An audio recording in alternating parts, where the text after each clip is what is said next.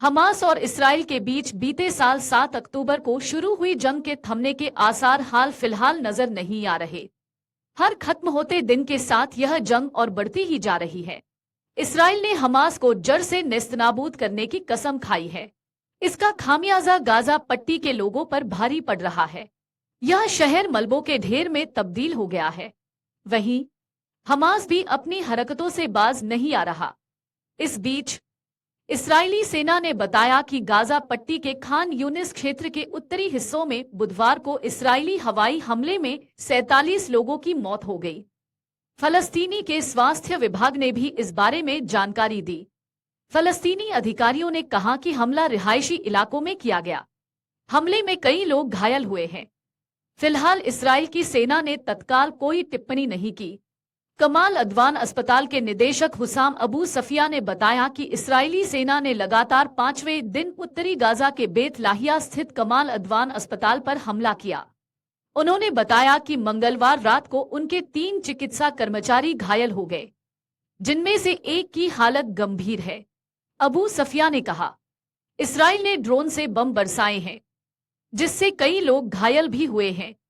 स्थिति अत्यंत गंभीर है।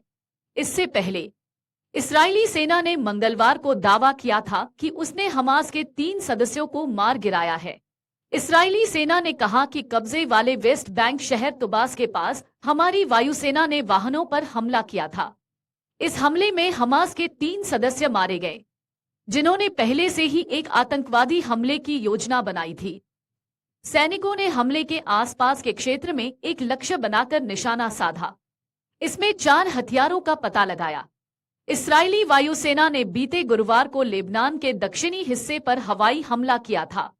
यह हमला इसराइल और हिजबुल्लाह के बीच संघर्ष विराम के बाद हुआ था।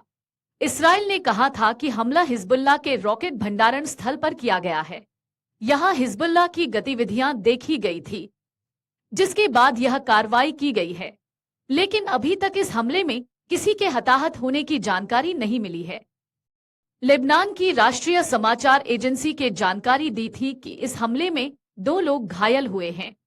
अमेरिका और फ्रांस की मध्यस्थता से कई महीनों के खून खराबे के बाद 22 नवंबर को संघर्ष विराम समझौता हुआ था। समझौते के तहत हिजबुल्लाह को लितानी नदी के उत्तर से वापसी और इसराइल को अपनी सीमा पर लौटने का निर्देश दिया गया था। इस समझौते में लेबनानी सैनिकों और संयुक्त राष्ट्र के शांति सैनिकों को बफर जोन में गश्त करने का भी प्रावधान था। इसराइल ने कहा कि उसने दक्षिण लेबनान में कई संदिग्धों को सैन्य क्षेत्रों में जाते हुए देखा और उनकी गतिविधियों को संघर्ष विराम समझौते का उल्लंघन मानते हुए उन पर हमला किया। इसराइल ने कहा कि वह संघर्ष विराम के किसी भी उल्लंघन से सख्ती से निपटेगा। वहीं लेबनान की सेना ने बताया कि इसराइल के सैनिकों की वापसी के दौरान उनकी सेना धीरे धीरे दक्षिण लेबनान में तैनात होगी। इस संघर्ष विराम समझौते के बाद से पहले इसराइल और हिजबुल्लाह के बीच युद्ध में 3760 से अधिक लोग लेबनान में मारे गए, जबकि इसराइल में 70 से अधिक लोग हताहत हुए। संघर्ष में लाखों लोग बेघर हो गए और अब बहुत से लोग अपने घरों की ओर लौट रहे हैं।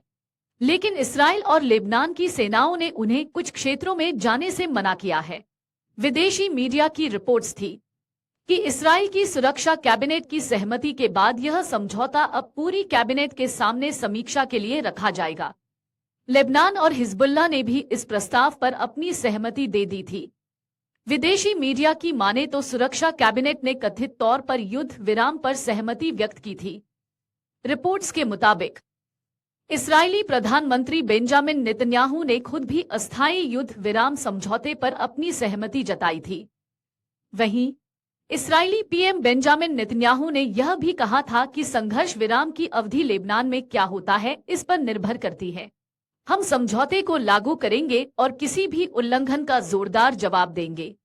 हम जीत तक एकजुट रहेंगे। इस्राएली पीएम ने कहा था कि हम सैन्य कार्रवाई की पूरी स्वतंत्रता बनाए रखते हैं। अगर हिजबुल्लाह समझौते का उल्लंघन करता है और खुद को हथियारबंद करने की कोशिश करता है, तो हम हमला करेंगे। अगर वह सीमा के पास आतंकवादी ढांचे को फिर से बनाने की कोशिश करता है, तो हम हमला करेंगे। अगर वह रॉकेट लॉन्च करता है, अगर वह सुरंग खोदता है, अगर वह रॉकेट ले जाने वाला ट्रक लाता है, तो हम हमला करेंगे। आपको बता दें कि 7 अक्टूबर को हमास ने इसराइल पर एक आतंकी हमला किया था, जिससे एक नए युद्ध की शुरुआत हुई। उस हमले में 1200 से अधिक लोग मारे गए और 250 से अधिक बंधक बनाए गए थे।